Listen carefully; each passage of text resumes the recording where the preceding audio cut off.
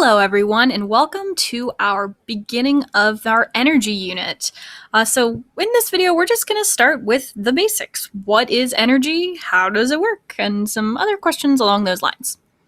So, energy.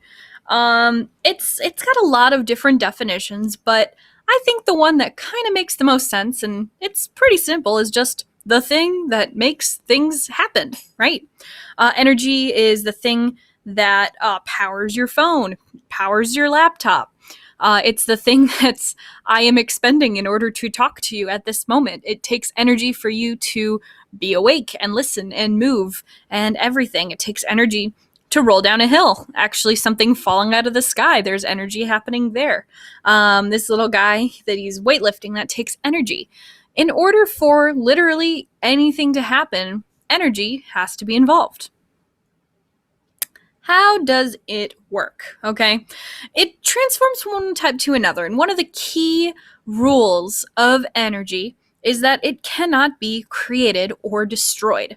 So all the energy that is present right now is the amount that will always be present, okay?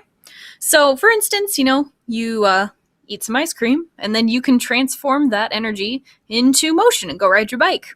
The sun is shining and giving us lots and lots of energy on Earth, which is lovely. And then trees harvest that or harness that, and they store it as chemical energy, those sugars, which we'll talk about a little bit.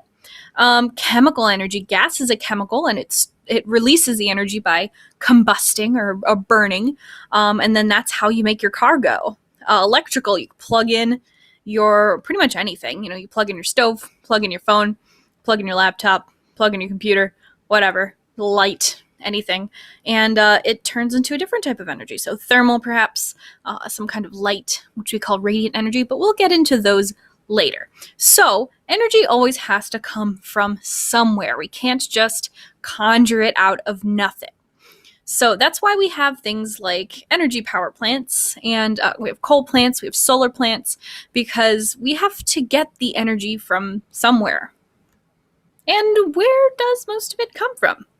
Well, the majority of energy on Earth, not just talking about energy that we harness for electricity or whatever else, comes from the sun. There is so much energy that is brought to Earth every second of the day that the sun is shining.